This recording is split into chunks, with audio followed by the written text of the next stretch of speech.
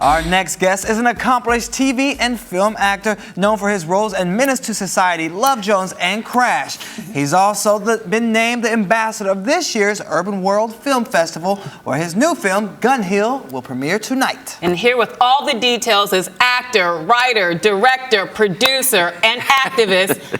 Anything else? No. Get all in there. All right. Larenz Tate. Larenz, welcome to the show. Thank you for having me, guys. I've been wanting to meet you since I was 13. Oh, so, wow. hello. The pressure. Oh, my goodness, the pressure. How are you? I'm great. Good. I'm great. Yeah, now she's great. Don't worry. She's good. You see that smile? Like Tony the Tiger. I love the energy. I appreciate it. Warm welcome. Thank you, guys. Thank you. Appreciate that. So let's talk about Gun Hill. It premieres tonight at the Urbanworld Film Festival. Yes. What's the film about? What drew you to the project? Explain. Yeah, Gun Hill is a project that we did over at BET. The writer, director, producer Reggie Rock Bythewood created a phenomenal, edgy, urban cop drama set in the city of the Bronx, which is there's a Gun Hill is a neighborhood in the Bronx, and it is what we call a fresh new spin on the Cain and Abel story about brothers. Oh, so you play a twin. I play identical brothers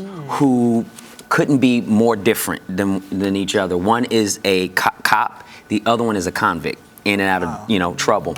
And on one tragic night, the cop gets killed. And what happens is the identical brother decides to take on his identity. Ooh. And the reason of doing it is he wanted to have his shot at redemption. He wants to know what it feels like to be the good brother, the good son, and to sort of see the lifestyle that his brother lived. And on that journey, he learns a lot about his brother, but he also learns a lot about himself. Wow, he discovers that he has a kid and the whole get down. So it's a fun project. What kind of preparation went into preparing for this role? Oh wow! I mean, playing the two different characters, I had to spend some time, with the police officers. Fortunately, I have family members who are on the police force in Chicago and Los Angeles, but also.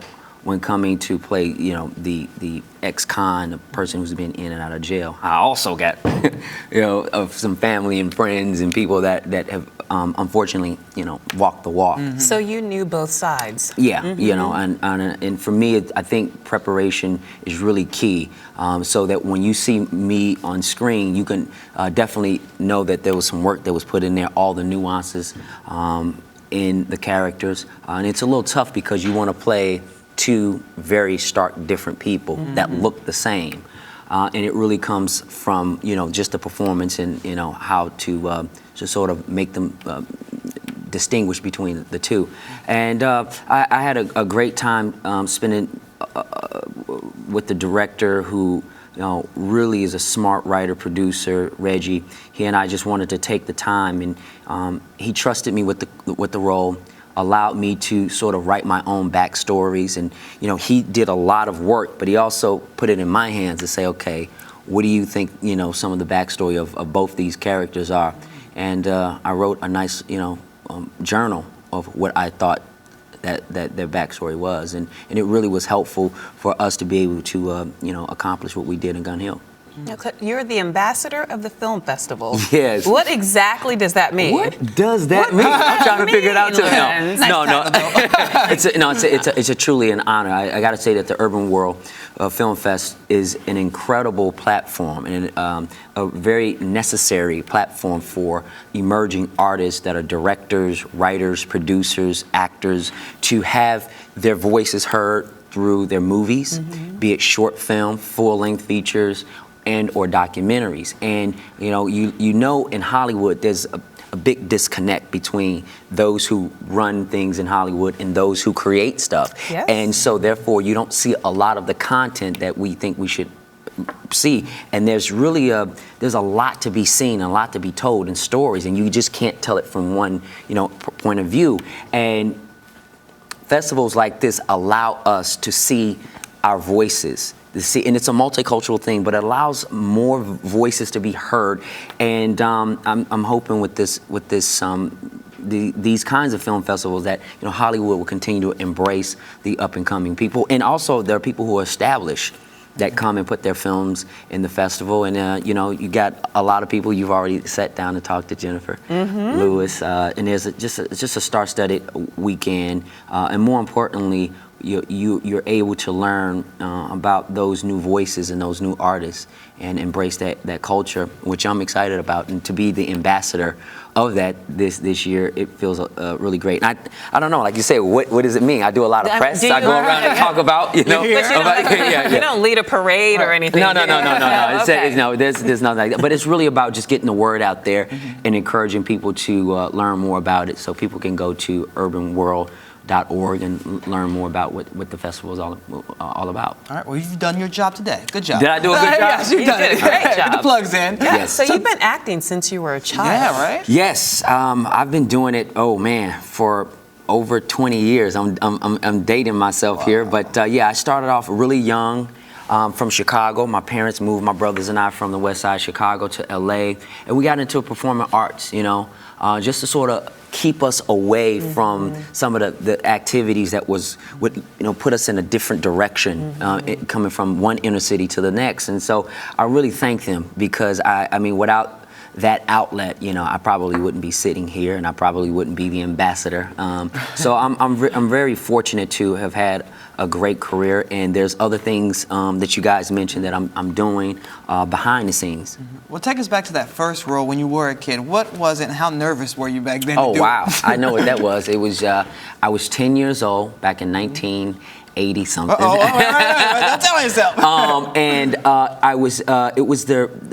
they did a remake of the TV series The Twilight Zone, and it was, and I had like one line. I can't really remember what the line was, but it was like a Christmas show, and I was like this kid wanting to talk to Santa Claus, but he was drunk and he fell over us. He threw up, all that other crazy stuff. But it was a fun experience. But I gotta say, I didn't know that I wanted to be an actor at that point. It was just something to do. It was just fun. It was just fun, and and I had been doing little commercials here and there, doing little things, and it wasn't until I would say I was, doing a TV series with the late Red Fox and Della Reese. It was a project called The Royal Family that Eddie Murphy actually produced.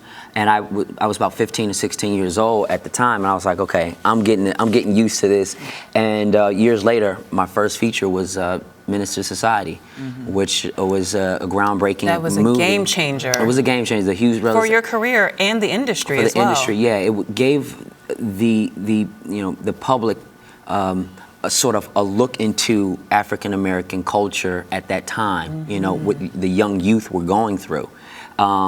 It was really not a movie as we think about it now, not for the community, but for those who are outside of the urban or the inner city community, to get a sense of what a slice of life is, a day in the life of some of these young individuals.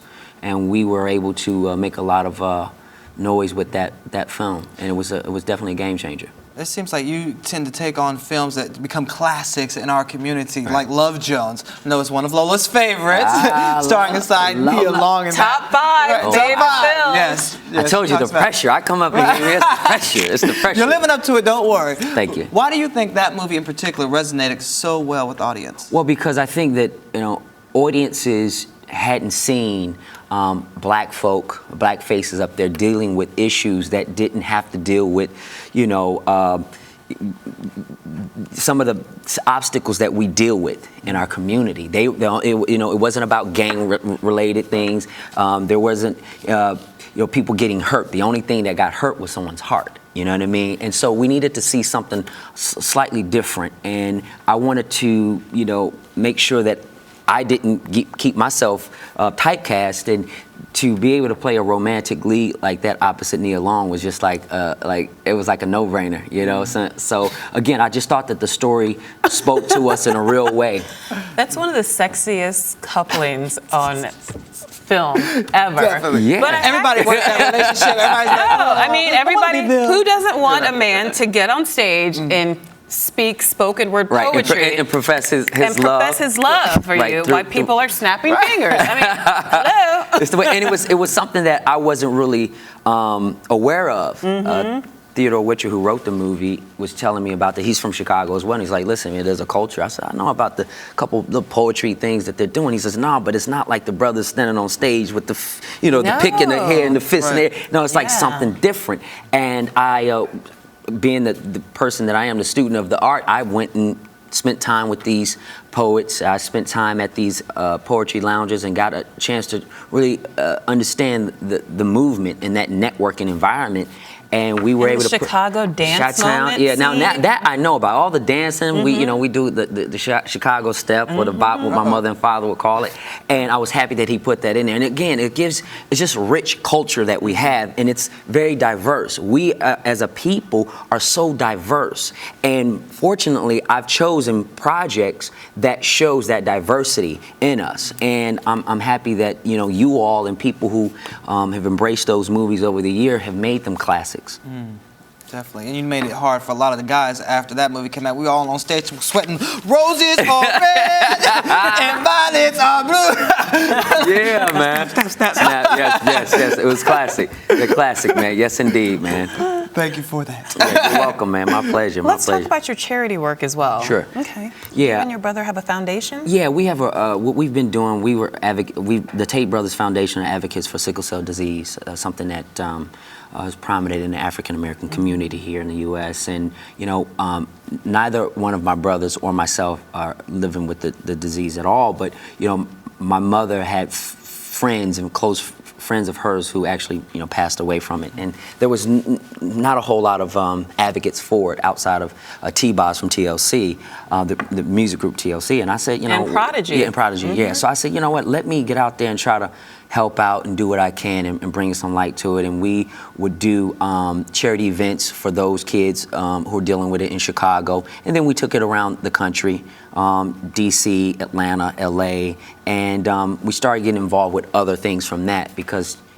just trying to give back to the community with kids in school. Right now, I'm dealing with an initiative in California called Bloom, Building a Lifetime of Options and Opportunities for Men. And it really is for young men who have had a brush with the law, who've been incarcerated from the time that they was 12 to 18. And what we're trying to do is get them back on the right track, make sure that they go to school, make sure that they earn a taxable income, and it's something that I'm the spokesperson for. So I'm really just trying to do what I can and give back. My mother and father always said, while you go up, try to pull as many people along with you as possible, and that's what my brothers and I have been doing from a philanthropic standpoint. And getting back to what we're doing in terms of what Urbanworld is doing, we are definitely looking for young artists with movies and projects that we can try to make that connect and champion some of their projects, be it short films, TV show ideas. We just want to try to